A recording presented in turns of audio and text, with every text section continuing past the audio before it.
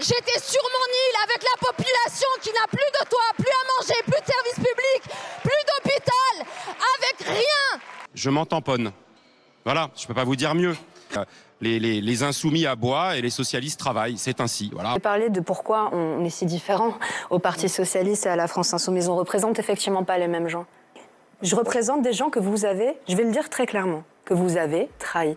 Bienvenue sur Das Polémiques. Aujourd'hui, nouvelle vidéo actu dans laquelle on va parler rapidement de la nouvelle trahison du Parti Socialiste, du clash entre Sébastien Delogu et Estelle Youssouffa, mais également de Mayotte, du Congo, de la Nouvelle-Calédonie et même de la pédophilie. Mais pour commencer, on va parler d'Aurore Berger, la menteuse. On peut dire la menteuse car une enquête judiciaire a été ouverte contre elle pour faux témoignages. Ceux qui suivent la chaîne le savent, elle a menti sur ses accointances avec le lobby des crèches privées. Je voulais avoir votre réaction sur cette information judiciaire qui a été ouverte il y a quelques jours par la Cour de justice de la République à votre rencontre pour faux témoignages présumés. On vous reproche d'avoir entretenu des liens avec une lobbyiste des crèches privées alors que vous étiez ministre des Solidarités, ce que vous aviez récusé sous serment lors d'une commission d'enquête parlementaire. Quelle est votre réaction par rapport à l'ouverture de cette information judiciaire ? C'était une ouverture qui était attendue puisque c'est la suite logique du signalement qui a été fait par les députés insoumis au sein du bureau national de l'Assemblée. Donc voilà, une suite logique. J'ai aucun autre commentaire à faire. Je réserve mes commentaires pour la Cour de justice de la République. Parlons du budget. Dans un monde normal, elle devrait être disqualifiée de la vie politique et ne plus apparaître dans les médias. Elle a quand même couvert, pour faire plaisir à sa copine, la lobbyiste des crèches privées, elle a couvert les dérives de ces mêmes crèches privées qui ont entraîné des négligences, voire des maltraitances envers des enfants. Mais elle nous sort ces éléments de langage parce qu'au final, elle s'en sortira. J'ai l'impression qu'en France, tu peux maltraiter des enfants, voire plus. À partir du moment où tu es un homme politique ou un notable, ça passe. Comme ces maltraitances observées dans une école privée à Pau, des maltraitances qui ne pouvaient pas être ignorées de la part de notre Premier ministre François Bayrou, qui à l'époque était maire de Pau encore, et élu local. C'est probablement la plus grave affaire de pédophilie que notre pays ait connue et tout indique que le Premier ministre François Bayrou savait et a couvert. Ça se passe à quelques kilomètres de Pau, dans un établissement privé catholique. Ce sont des faits qui se sont étalés sur des décennies et ce sont des agressions sexuelles, des violences physiques, des violences sur des dizaines et des dizaines d'enfants, d'adolescents de 8 à 13 ans notamment. Le Premier ministre actuel, François Bayrou, ne pouvait pas les ignorer. Il ne le pouvait pas en sa qualité de parent d'élève. Son fils était scolarisé dans l'établissement. Il ne le pouvait pas en sa qualité d'élu local. François Bayrou a été maire de Pau, mais aussi président du conseil départemental des Pyrénées-Atlantiques. Et François Bayrou a également été ministre de l'Éducation nationale dans un moment où plusieurs accusations ont été portées contre des surveillants et des personnels de cet établissement. Que François Bayrou a également, alors qu'il y avait une instruction en cours, qu'elle était couverte par le secret, cherché à obtenir des informations auprès du juge qui était à l'époque saisi du dossier. La lutte contre la pédocriminalité, les maltraitances envers les enfants, etc. devrait être un des sujets prioritaires traités par les élus et les hommes politiques. Et pourtant, beaucoup d'entre eux ont du mal à parler de ces sujets-là. Pourquoi ? Parce qu'il y a des rumeurs selon lesquelles certains d'entre eux baigneraient là-dedans. Parce que quand ce sont des sujets mineurs, là ils y mettent toute leur force. Regardez la décision de la Cour d'appel de Bordeaux qui a ordonné de débaptiser le quartier de la Négresse. Vous comprendrez pourquoi. Et pourtant, il y a un collectif, même la maire de la ville, qui est en train de se mobiliser pour que ce quartier garde ce nom. Et je voudrais pouvoir convaincre la justice qu'en fait cette appellation historique, beaucoup de Biarros y sont extrêmement attachés. Elle n'a pas de connotation raciste, les Biarros ne sont pas racistes. Je ne pense pas que la question soit de savoir si la ville de Biarritz est raciste ou pas raciste, c'est est-ce que ce terme, négresse, pose un problème à des habitants, des habitantes de la ville, peut heurter certains habitants dans la ville. Alors, je ne peux pas répondre pour tous les Biarros. Les témoignages, les remarques qui sont extrêmement nombreuses et qui sont consignées dans un cahier de doléances qu'on leur a mis à disposition. Il y a bien sûr des personnes qui sont choquées, mais ce sont principalement des personnes qui ne connaissent pas l'histoire de la ville, qui ne connaissent pas notre culture et nos traditions. Et donc, ce nom est issu d'une tradition absolument pas raciste. À nous de l'expliquer, à nous de convaincre. Alors, nous avons encore un levier juridique qui est d'aller auprès du Conseil d'État pour faire casser cette décision. Et pourquoi insister à ce point-là si c'est un terme qui heurte certaines personnes ? un grand nombre de biarros qui se manifestent à nous sont extrêmement attachés à cette histoire, à la signification de ce terme. Et on ne peut pas aujourd'hui avoir une lecture de l'histoire uniquement au prisme du caractère contemporain. L'histoire est ainsi, à nous de l'accepter. Voilà, donc quand il faut parler de pédocriminalité qui touche directement les enfants, il n'y a absolument personne, mais lorsqu'il faut traiter de sujets mineurs comme celui-ci ou les OQTF ou je ne sais quoi, ils y mettent beaucoup d'énergie.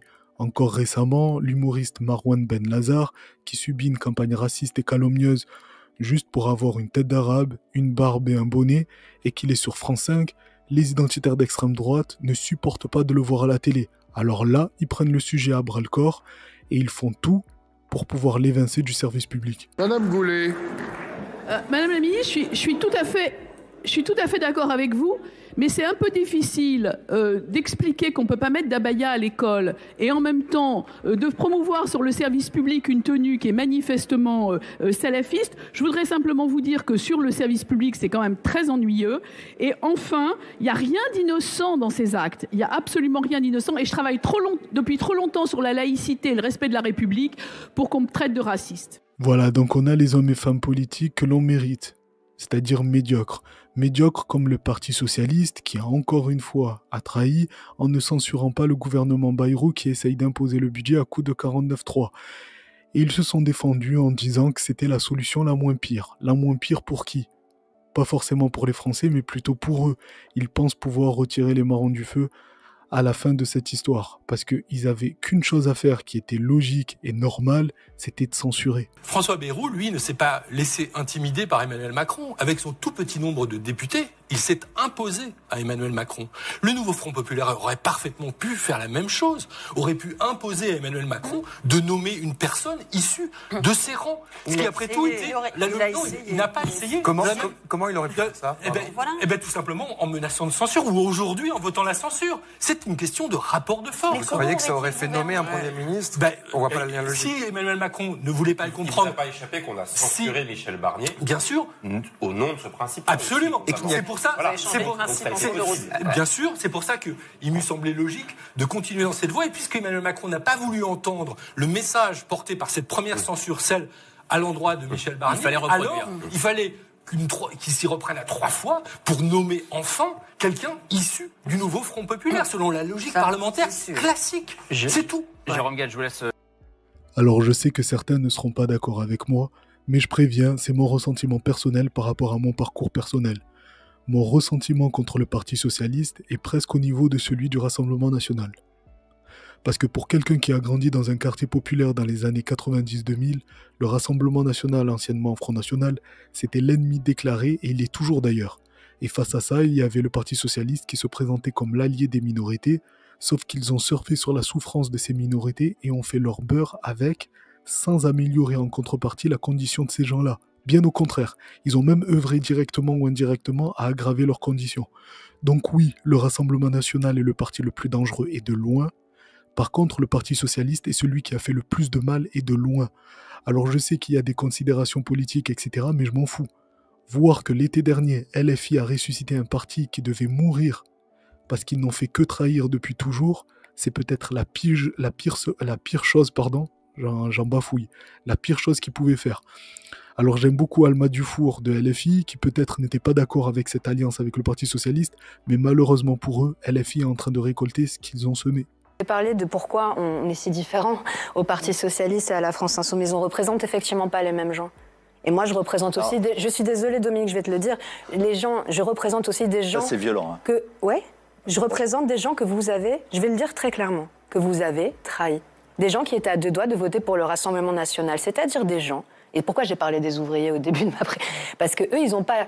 Là, c'est pas qu'ils veulent pas avoir la culture du compromis, c'est qu'on leur roule dessus depuis 50 ans avec toutes ces manières, ces méthodes, etc. Ce que vous faites là, je suis désolée, faire une motion de censure que vous savez très bien ne sera pas votée, dire aux gens que le NFP n'était qu'une alliance électorale. Si vous voulez faire monter... Oui, je vais vous laisser... Mais si vous voulez faire monter l'abstention dans notre pays, que la France Insoumise s'est acharnée à combattre en allant chercher les jeunes un par un pour qu'ils aillent voter, certains pour la première fois de leur vie, en ramenant aux urnes des gens qui ne votaient plus plus depuis des dizaines d'années, en leur expliquant qu'en fait tout ça c'est des magouilles et qu'en période de grande instabilité, on préfère tous faire corps. C'est important que vous puissiez répondre parce que ce procès d'avoir lâché... Elle a totalement raison, on va essayer de convaincre des gens maintenant.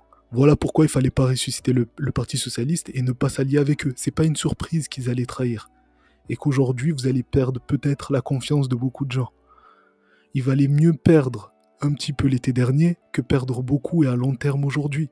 Et le plus rageant dans tout ça, c'est que le Parti Socialiste, lui, pendant ce temps-là, que ce soit François Hollande, Olivier Faure ou même Jérôme Guedj, ils s'en fichent complètement. Ils se pavanent dans les médias et ils sont presque fiers d'être les traîtres. Donc, vous avez permis l'adoption du budget, donc les socialistes deviennent des soutiens du gouvernement Bayrou ? Non, désolé de couper court à cette lecture un peu simpliste. Donc nous sommes dans l'opposition, c'est pas un bon budget, mais il y a besoin d'une stabilité, il y a besoin d'un budget pour le pays. C'est pas un budget juste socialement et fiscalement, mais c'est juste un budget dont le pays a besoin. Mais Monsieur Guedj, à l'instant, la France Insoumise dénonce l'interruption du nouveau Front Populaire par le PS. Il vous accuse d'avoir interrompu cette coalition NFP. Qu'est-ce que vous répondez à la France Insoumise? Je m'en tamponne.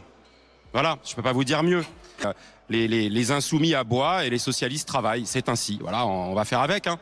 Voilà, c'est clair, ils s'en tamponnent, mais ils n'avaient pas la même énergie l'été dernier lors des législatives. Mais c'est le Parti Socialiste, ils sont comme ça. Pendant les élections, ils sont tout doux, et une fois passées les élections, ils montrent leur vrai visage. Une autre personne qui n'a pas la même énergie selon à qui elle parle, c'est la députée Estelle Youssouffa, qui a eu une espèce de clash avec Sébastien Delogu qui lui reprochait son absence pendant que la France Insoumise parcourait le territoire pour récolter des dons à l'attention de Mayotte. Donc du coup, j'étais en train de dire que je vous ai vu pendant pas mal de temps passer à la télé, et Madame Youssouffa pareil, pour défendre ce qui est défendable, c'est sûr.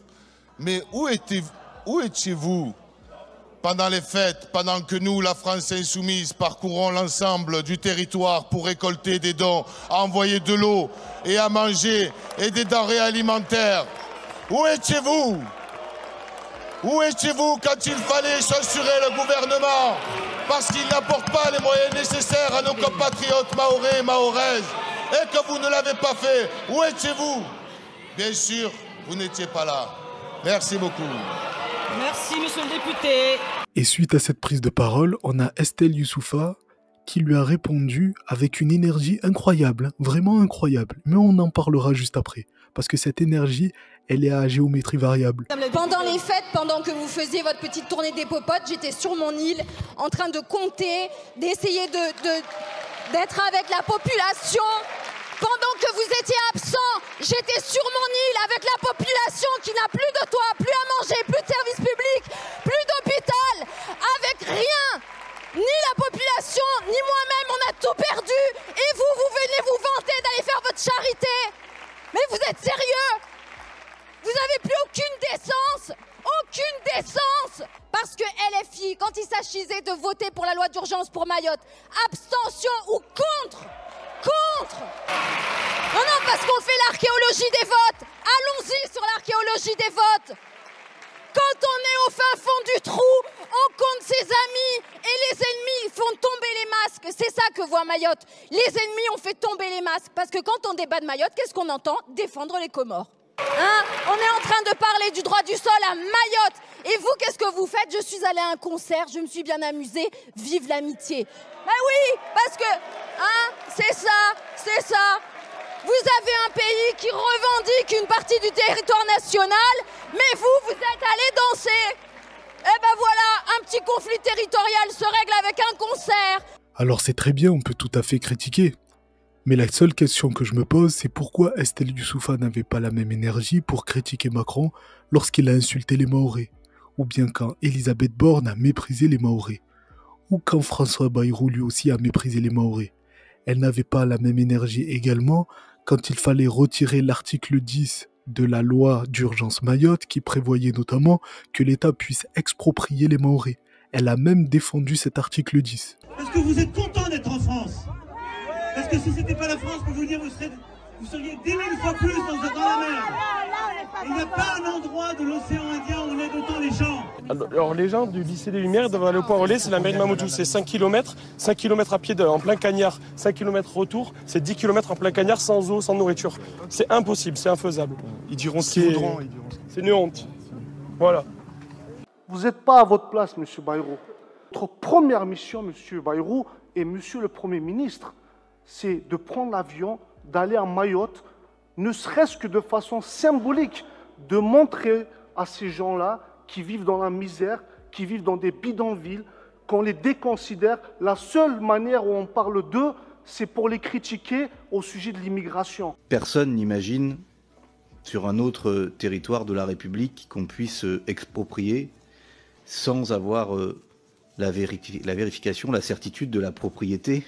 Or, c'est ce que cet article propose pour Mayotte, dans un régime dérogatoire. Madame la rapporteure, sur cet amendement de suppression de l'article 10. La suppression me paraît excessive. Défavorable, chers collègues. Voilà, donc je me pose la question, pourquoi Estelle Youssouffa n'a pas critiqué vivement Emmanuel Macron, Bayrou, Borne, qui eux ont directement le pouvoir de changer la condition des Mahorais, et ils ne l'ont pas fait. Ils les ont même méprisés. Donc pourquoi elle ne les a pas critiqués?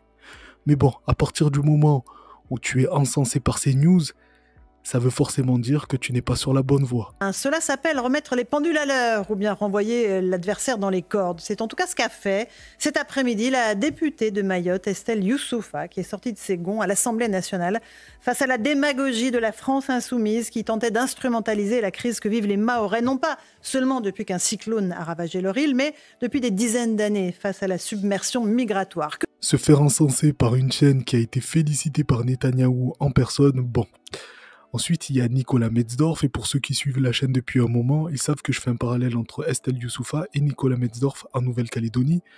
Donc lui s'est rangé du côté de Estelle Youssouffa, notamment concernant le droit du sol.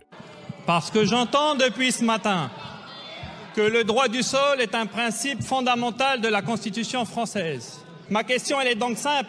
Pourquoi l'extrême gauche a voté contre le rétablissement du droit du sol en Nouvelle-Calédonie ? C'est quoi? C'est un droit du sol à 2 vitesses que vous avez? Le droit du sol, il est juste pour vous quand il s'agit d'étrangers immigrés illégaux. Par contre, quand il s'agit de Français en France, on ne vous entend plus.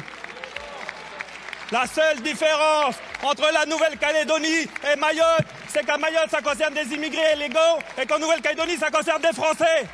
Avant que je sois traité de colon, quand on a des députés mahorais à l'unanimité qui veulent la suppression du droit du sol à Mayotte et que tout le peuple mahorais veut la suppression du droit du sol à Mayotte, on respecte les territoires ultramarins. Lui, il est malin parce qu'il a une idéologie coloniale. Il veut comparer le droit du sol à Mayotte et en Nouvelle-Calédonie, alors qu'en Nouvelle-Calédonie, le processus d'indépendance a déjà été entamé, notamment avec les accords de Nouméa et le gel électoral. Donc pour lui, le droit du sol, il est important parce qu'il viendrait en fait enlever l'avantage que les accords de Nouméa étaient venus conserver, ou en tout cas protéger pour les Kanaks. Regardez. Qui sont les Kanaks qui réclament leur indépendance depuis près de 180 ans? Napoléon III prend possession de leurs terres en 1853. Les révoltes contre la puissance occupante sont très rapidement matées. Parqués, décimés par les maladies européennes, en 1902, ils n'occupent plus que 7% de la plus grande île de l'archipel. Les essais nucléaires français en Polynésie et les ressources en nickel de l'archipel font qu'à partir des années 60, la métropole restreint son autonomie. Elle encourage même des Français à émigrer en Nouvelle-Calédonie afin de mettre les indépendantistes en minorité. Les Kanaks s'organisent alors politiquement, s'ensuit des conflits violents et meurtriers, apaisés par les accords de Matignon de 88 et celui de Nouméa en 98, qui prévoit des référendums d'autodétermination. Le non à l'indépendance l'emporte par 3 fois, même si les Kanaks ont voté majoritairement pour. Ils ont aussi boycotté le 3e scrutin, organisé en pleine crise du Covid-19. La réforme constitutionnelle de 2024 viendrait réduire encore plus la proportion de Kanaks dans l'électorat de l'archipel, toujours considéré par l'ONU comme un territoire non autonome à décoloniser. Voilà donc le parallèle que je peux faire entre Nicolas Metzdorf et Estelle Youssouffa depuis des mois, il vient pas de nulle part. En réalité, les deux ont des stratégies différentes, mais ils ont le même rôle chacun sur leur territoire. Bref, on va finir avec un sujet que je souhaite traiter un peu plus à l'avenir, c'est le Congo qui en ce moment essuie encore une fois des conflits qui font de nombreux morts. Ça fait presque 3 décennies que cela dure. Nous savions en tant qu'Union européenne très bien ce qui se passait à l'est du Congo au moment de conclure dans le silence le plus absolu cet accord sur les matières premières. Quand on d'une part dénonce la violation de l'intégrité territoriale du Congo, mais d'autre part envoyons des millions à l'armée rwandaise, c'est incompréhensible. Quand d'une part, on dénonce le pillage des ressources congolaises par le Rwanda et d'autre part, on fait un accord privilégié pour l'exportation de ces ressources, effectivement, on est complice. Et je suis d'accord que cette guerre pourrait s'arrêter demain ou après-demain si on arrêtait de faire ça. Moi, j'étais très choqué d'entendre dans la presse des sources de la Commission dire qu'ils n'avaient pas la moindre intention de suspendre cet accord sur la matière première. Donc, je voulais vous demander, Madame la Ministre, est-ce que vous avez eu la même impression? Et deuxièmement, il y a eu quelque chose qui, pour moi, ajoutait l'insulte à l'injure, c'était les discussions sur le fait de bannir le cacao et le café congolais sur les marchés européens. Je voulais savoir, est-ce qu'il y a eu des avancées dans les discussions à ce niveau-là? Voilà, donc j'espère à l'avenir traiter un peu plus ce sujet-là, un sujet qui n'est pas du tout traité dans les médias, alors qu'on parle de millions de morts à l'heure actuelle. Bref, voilà, dites-moi ce que vous en pensez en commentaire, n'hésitez pas à vous abonner, mettre un pouce et partager. Moi, je vous donne rendez-vous à la prochaine vidéo actu, c'est-à-dire demain. En attendant, prenez soin de vous, respirez un bon coup. Merci d'avoir regardé la vidéo jusqu'au bout. Dans tous les cas, on est ensemble. Ciao!